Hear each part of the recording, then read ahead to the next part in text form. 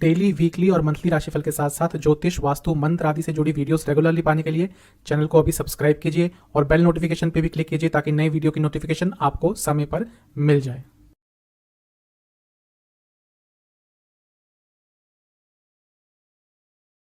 ओम गणेशाय नमः। ओम नमः शिवाय। मैं निखिल ज्योतिष आचार्य आप सभी का मेरे चैनल पे पुनः स्वागत करता हूँ। आशा करता हूँ आप सभी स्वस्थ होंगे। महादेव की कृपा आप सभी पर सदैव बनी रहे। ये वीडियो धनु यानी कि सेजिटेरियस के लिए एक बहुत महत्वपूर्ण वीडियो है, क्योंकि यह वीडियो है धनु के लिए जुलाई, अगस्त, सितंबर के त्रैमासिक राशिफल के बारे में। मेरे चैनल पर विस्तृत रूप से मासिक राशिफल तो आते ही हैं, लेकिन ये जो त्रैमासिक राशिफल होता है इसको बनाने का औचित्य ये होता है कि आपके जीवन में आने वाले 90 दिनों के लिए क्या प्रमुख बदलाव हो सकते हैं, ग्रहों की स्थिति में क्या बदलाव हो सकते हैं और उससे आपके जीवन पे सकारात्मक नकारात्मक क्या क्या प्रभाव पड़ सकता है, इसके बारे में आपको अवगत कराने के लिए यही औचित्य होता है त्रैमासिक राशिफल का। कहाँ से देखिए राशिफल, जैसा मैं हर बार कहता हूँ कि आप अपने लग्न से ऑब्जर्व करेंगे राशिफल को, आपको हमेशा रिलेटेबल रिजल्ट मिलेंगे, अच्छे रिजल्ट मिलेंगे। जिनको लग्न नहीं पता वो चंद्र राशि से इसको देख सकते हैं। इन शॉर्ट, अगर आपका लग्न धनु है या चंद्र राशि धनु है, गाइडेंस के लिए आप अवश्य इस राशिफल को देख सकते हैं। वीडियो के अंत में कुछ उपाय भी अवश्य बताऊंगा जिनके करने से सकारात्मकता में वृद्धि होगी। तो शुरुआत करते हैं इस महत्वपूर्ण राशिफल का, जो कि धनु के लिए है, जुलाई के महीने के साथ। शुरुआत करते हैं जुलाई के महीने के साथ। जुलाई का महीना बहुत बड़े बड़े बदलाव अवश्य लेकर आएगा। सबसे पहले तो ये महीना इसलिए महत्वपूर्ण है क्योंकि यहाँ पे शनि और मंगल का समसप्तक योग बनेगा, यानी कि एक दूसरे से आमने सामने बैठेंगे। मंगल 30 जून को ही राशि परिवर्तन कर लेंगे और आपके नवम भाव में यानी कि सिंह में प्रवेश कर जाएंगे। और मंगल वैसे देखा जाए आपके लिए एक पंचम के स्वामी हैं, यानी कि त्रिकोण स्थान के स्वामी हैं, और वो त्रिकोण में ही बैठेंगे, तो ये राजयोग, लक्ष्मी योग, धन योग सब कुछ बना। लेकिन मंगल और शनि का जो आमना सामना हो रहा है ये नकारात्मक और सकारात्मक दोनों ही प्रभाव लाएगा। सकारात्मक प्रभाव क्या लेकर आ सकता है, देखिए, क्योंकि शनि आपके धन स्थान के स्वामी हैं और मंगल आपके लक्ष्मी स्थान के स्वामी हैं, और मंगल भाग्य स्थान में बैठे, यानी कि भाग्य धन में वृद्धि अवश्य करेगा। शनि क्योंकि तीसरे घर में बैठे हैं और मंगल नवम भाव में बैठे हैं, अच्छी यात्राओं के योग बन सकते हैं और आपके जो एफर्ट्स हैं उसके अच्छे रिजल्ट आपको प्राप्त होंगे। लेकिन नेगेटिव क्या हो सकता है, क्योंकि मंगल भाव कहीं ना कहीं घर के बड़ों का है, बॉसेस का है, और तीसरा भाव आसपास के लोगों का है, कलीग्स का है, और उसके साथ ही दोस्तों का भी है और भाई बहनों का भी है। तो इन सब लोगों से संबंध थोड़े बिगड़ेंगे। कार्य क्षेत्र में बॉसेस से झगड़े हो सकते हैं, पर्सनल लाइफ में आपके अपने दोस्तों से, अपने भाई बहनों से झगड़े हो सकते हैं, और कार्य क्षेत्र में कलीग्स भी आपके लिए लाइफ ईजी नहीं करने वाले। आप देखेंगे छोटी छोटी जगह पर आपके लिए कुछ ना कुछ प्रॉब्लम क्रिएट करी जाएगी। और हाँ, पिताजी की सेहत के लिए भी इस समय अच्छा नहीं होगा, क्योंकि नवम भाव पीड़ित होगा, और इसके साथ ही पिताजी के साथ संबंध भी आपके बिगड़ सकते हैं। तो धन के लिए अच्छा है, लेकिन बाकी चीज़ों में ये शनि मंगल का जो समसप्तक योग है थोड़ी प्रॉब्लम दे सकता है। किसी धार्मिक यात्रा के लेकिन आपके अवश्य योग इस महीने बन सकते हैं। इस महीने के शुरुआती भाग में ही एक राशि परिवर्तन हो जाएगा, और वो परिवर्तन होगा शुक्र महाराज का। शुक्र महाराज 6 जुलाई को आपके नवम भाव में आ जाएंगे। ये बहुत अच्छी चीज़ है। कारण क्या है, शुक्र आपके लाभ स्थान के स्वामी हैं और शुक्र आपके छठे घर के स्वामी हैं, नवम भाव में आ रहे हैं। क्योंकि लाभ स्थान के स्वामी हैं, नवम भाव में आ रहे हैं, यानी कि भाग्य साथ देगा लाभ अर्जित करने के लिए। और क्योंकि छठे घर के स्वामी हैं, यानी कि रुकावटें, रुका हुआ कार्य, रुका हुआ पैसा ये आ सकता है। और क्योंकि मंगल शुक्र की युति अपने आप में लक्ष्मी योग है, यानी कि धन पूर्ति, धन की जो प्रॉब्लम चल रही थी उसमें कुछ ना कुछ अच्छा आपको देखने को अवश्य प्राप्त होगा। तो शुक्र का यहाँ पे आना भी आपके लिए बहुत शुभता लेकर आएगा। बुध भी 2 दिन बाद ही राशि परिवर्तन कर लेंगे और वो आपके अष्टम भाव में चले जाएंगे। अब अष्टम में बुध का जाना कुछ कुछ अच्छा प्रभाव दे देता है। अचानक से कोई डॉक्यूमेंटेशन का काम आपका अटक रहा था वो पूरा हो सकता है, लिखा पढ़ी का कार्य अटक रहा था वो पूरा हो सकता है। और वह स्टूडेंट जो रिसर्च करते हैं उनके लिए ये महीना बहुत अच्छा रहेगा। और बुध तो 2 बार इस महीने में राशि परिवर्तन करेंगे। वो महीने के अंत में यानी कि 25 जुलाई को नवम स्थान में चले जाएंगे, क्योंकि वो 2 केंद्रों के स्वामी हैं। तो ये भी आपके लिए कहीं ना कहीं एक अच्छा ही प्रभाव जुलाई के महीने में लेकर आने वाला है। जुलाई के महीने में हर महीने की तरह सूर्य का राशि परिवर्तन भी होगा और सूर्य अष्टम में चले जाएंगे। ये थोड़ा प्रॉब्लमेटिक हो सकता है, क्योंकि सूर्य का अष्टम में जाना अच्छा नहीं होता। नवम भाव के स्वामी भी हैं, तो ये भी बता रहा है कि घर के बड़ों से, ऑफिस में अपने सीनियर से थोड़े संबंध बिगड़ सकते हैं। लेकिन हाँ, ये महीना कुछ विद्या अर्जित करने का आपके लिए बहुत अच्छा है। ओवरऑल देखा जाए तो ये महीना 2-3 चीज़ों को छोड़कर शुभता ही आपके जीवन में प्रदान करेगा। बृहस्पति जो आपके लग्न के स्वामी हैं वो पंचम में बैठे हैं गुरु चांडाल योग बनाकर, तो अपनी क्रिएटिविटी का भरपूर उपयोग कीजिएगा, क्योंकि अपने क्रिएटिविटी के दम पर भी इस महीने आप बहुत कुछ अच्छा अर्जित कर सकते हैं। जहाँ तक सेहत की बात है, सेहत के हिसाब से थोड़ा सा आपको बच के रहना है, क्योंकि लग्न के स्वामी राहु के साथ हैं। भले ही पैसा दे दें, क्रिएटिविटी बढ़ा दें, लेकिन राहु केतु के बीच में जब लग्न के स्वामी आते हैं तो प्रॉब्लम्स सेहत की आती ही है। इसके साथ ही 8वें भाव में भी सूर्य चले जाएंगे, तो जैसे जैसे महीना आगे बढ़ेगा सेहत की थोड़ी प्रॉब्लम्स आ सकती हैं। इंडाइजेशन, लिवर की प्रॉब्लम, आँखों की प्रॉब्लम, ये ज़्यादा आपको तंग करने वाली है। जो बिजनेस करते हैं उनके लिए कहीं ना कहीं ये महीना अंत तक आते आते अचानक से लाभ लेकर आ सकता है।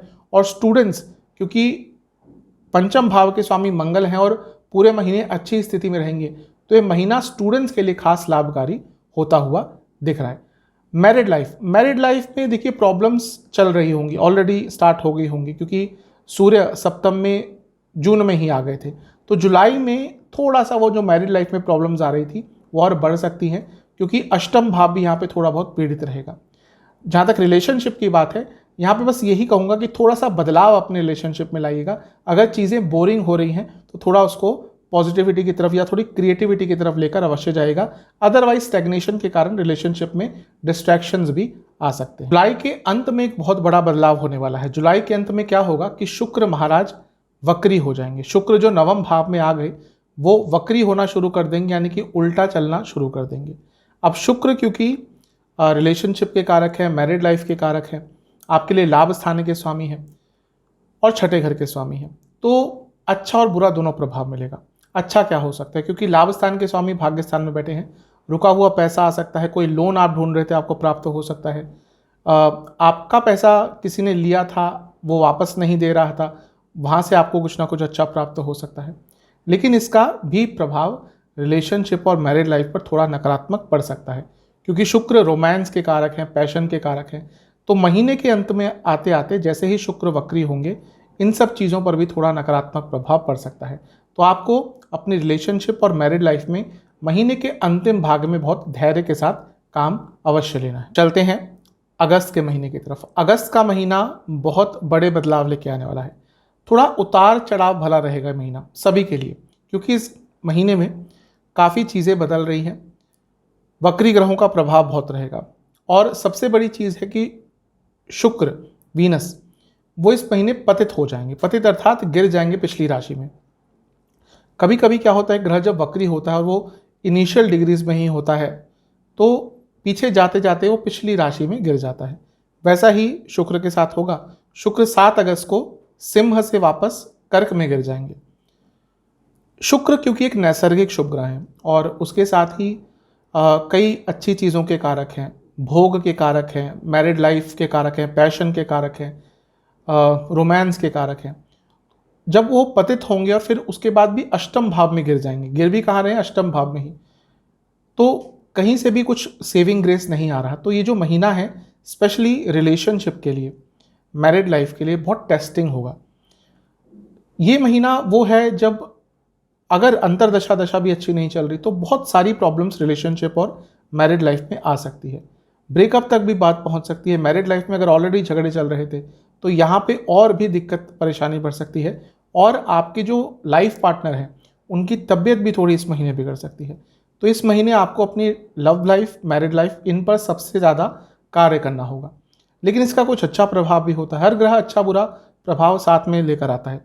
शुक्र क्योंकि आपके लिए 11वें घर के स्वामी हैं और छठे घर के भी स्वामी हैं। छठे घर के स्वामी होने के नाते जब वो पतित हो जाएंगे अष्टम में, विपरीत राजयोग भी बनाएंगे, तो पैसे के लिए अच्छा है, प्रमोशंस के लिए अच्छा है, ऑफिस पॉलिटिक्स से लड़ने के लिए अच्छा है, अपने आप को प्रूव करने के लिए अच्छा है, कुछ नया सीखने के लिए अच्छा है।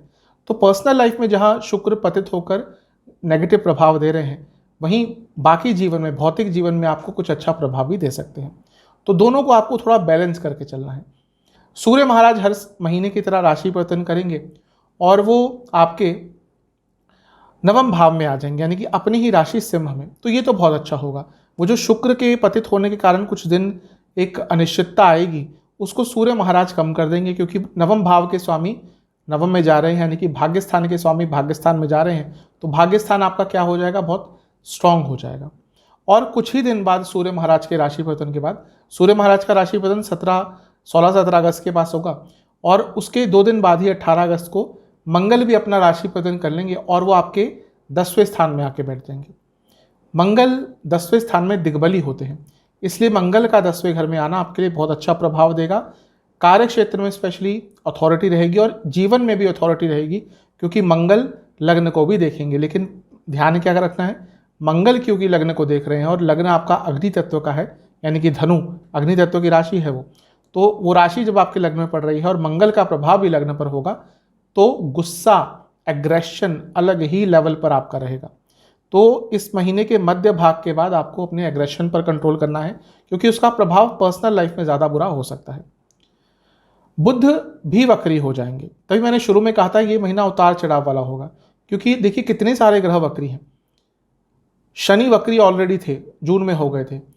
बुध वक्री इस महीने हो जाएंगे। शुक्र तो वक्री और पतित भी हो गए, और राहु केतु तो उल्टा ही चलते हैं, यानी कि नवग्रहों में से 5 ग्रहों की स्थिति वक्र है। तो ये महीना बहुत बदलाव लेकर आएगा, उतार चढ़ाव लेकर आएगा। कुछ अच्छा भी अचानक से होगा, कुछ बुरा भी अचानक से होगा। तो महीने के अंत तक आते आते इतने सारे वक्री ग्रहों का प्रभाव है, तो इस महीने आपको धैर्य दिखाना है। एंग्जाइटी बहुत होती है धनु में, तो एंग्जाइटी महीने के साथ बढ़ती रहेगी। सेहत की जहाँ तक बात है, आपको आंखों के रोग, गले के रोग, थायराइड संबंधित रोग और इन्फेक्शंस इस महीने ज़्यादा तंग करने वाले। चलते हैं सितंबर के महीने की तरफ। सितंबर का महीना तो बहुत बड़े बड़े बदलाव लेके आने वाला है। बड़ा बड़ा बदलाव क्यों बोला मैंने, क्योंकि बहुत ही बड़े ग्रह बृहस्पति, जो कि आपके लग्न के स्वामी भी हैं, वो वक्री हो जाएंगे और 4 सितंबर को वक्री होंगे और साल के अंत तक यानी कि 31 दिसंबर तक वक्र अवस्था में रहेंगे। हर साल बृहस्पति वक्री होते ही हैं, हर साल शनि महाराज वक्री होते ही हैं। एक नॉर्मल फिनोमिना है, क्योंकि सूर्य से दूरी पर हमेशा तय होता है। आप देखेंगे कभी भी सूर्य जब भी इन ग्रहों से 5 स्थान आगे चले जाते हैं और नवम भाव तक रहते हैं गोचर में, तो ये ग्रह वक्री रहते हैं। तो बृहस्पति 20 सितंबर में अराउंड 4 सितंबर को वक्री हो जाएंगे। अच्छा बुरा दोनों प्रभाव होगा, क्योंकि लग्न के स्वामी हैं। हमेशा बताता हूं, जब भी लग्न के स्वामी की अवस्था बदलती है या लग्न में किसी ग्रह की अवस्था बदलती है, कोई नीच का ग्रह आता है, अस्त होता है, वक्री होता है, तो सबसे पहला प्रभाव क्या पड़ता है, सेहत पर। तो सितंबर के महीने में सेहत का बहुत ध्यान देना है, और सबसे ज़्यादा ध्यान देना है मानसिक सेहत का। मानसिक सेहत क्यों कह रहा हूँ, पंचम भाव में बैठे हैं। Thought process, over thinking, anxiety, लोगों के बारे में बुरा सोचना, नेगेटिव थिंकिंग, ये ज़्यादा तंग करेगी। तो आपको मानसिक सेहत पर ज़्यादा ध्यान देना है। लेकिन क्योंकि बृहस्पति वक्र अवस्था में जा रहे हैं और त्रिकोण स्थान में, लक्ष्मी स्थान में, कार्य क्षेत्र में, बिजनेस में, पैसे में, इन सब चीज़ों में आपको कुछ ना कुछ लाभ देकर जाएंगे। आपके लिए ऐसी अपॉर्चुनिटीज़ बनाकर जाएंगे कि हाँ, आप उनका लाभ उठा भी पाएंगे और अपने जीवन को तेज़ गति से आगे भी बढ़ाएंगे। तो वक्री बृहस्पति अच्छा बुरा दोनों ही प्रभाव देके जा रहे हैं, लेकिन अच्छे प्रभाव ज़्यादा हैं। बुरे में सेहत का ही आपको ध्यान सबसे ज़्यादा, वो भी मानसिक सेहत का। अच्छी चीज़ ये है कि इसी दिन शुक्र मार्गी हो जाएंगे। मार्गी अर्थात वो सीधा चलने लग जाएंगे। जो वो वक्री हुए थे जुलाई में, 23 जुलाई को, अब वो मार्गी होना शुरू कर देंगे। तो यहाँ से चीज़ें आपके लिए थोड़ा बहुत अच्छा और होने शुरू हो जाएंगी, क्योंकि शुक्र देखिए एक शुभ ग्रह है। 2 ही नैसर्गिक शुभ ग्रह कहे गए हैं, बृहस्पति और शुक्र। बाकी कंडीशनल होते हैं कि आपकी कुंडली के हिसाब से कहाँ बैठे हैं, क्या स्वामित्व है उनका।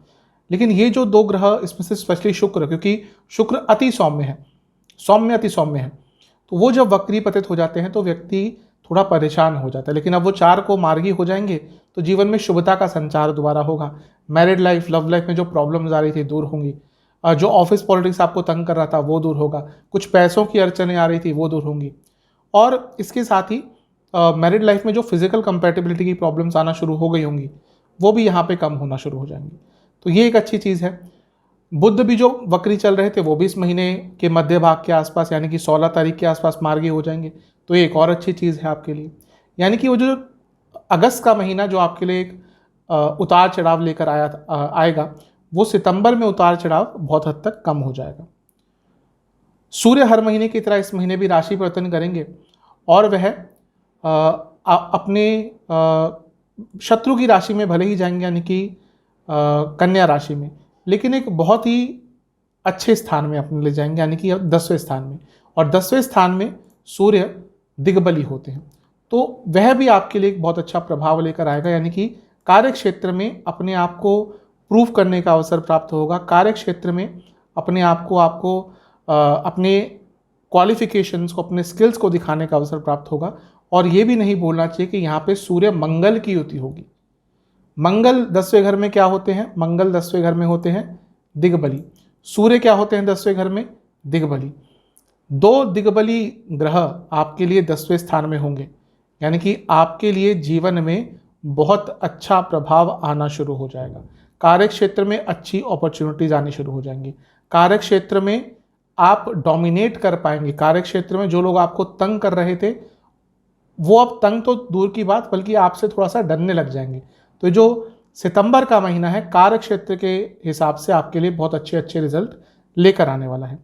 तो सितंबर का महीना जीवन में सकारात्मकता बढ़ाएगा, सकारात्मकता को इम्प्रूव करेगा।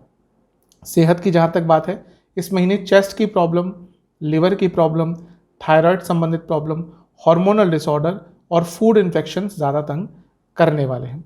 तो ये महीना आपके लिए बहुत अच्छा दिख रहा है। उपाय की बात करते हैं। आपको कुछ वस्तुओं का दान करना है। क्या क्या, कब दान करना है? जुलाई के शुरुआती भाग में आपको चीनी, चावल, गुड़ और दूध किसी भी शिव मंदिर में आप दान कर सकते हैं, या फिर किसी ऐसी जगह पे जहाँ पे आपको लगता है कि इन चीज़ों का उपयोग हो पाएगा अच्छी तरह से, वहाँ पे दान कर सकते हैं। इसके साथ ही आपको किसी भी ऐसे ऑर्गेनाइजेशन में जो वृद्ध जनों की सेवा करता है, कोई वृद्धाश्रम हो गया, कोई एनजीओ हो गया, वहाँ पे कुछ दक्षिणा स्वरूप कुछ दान करना है।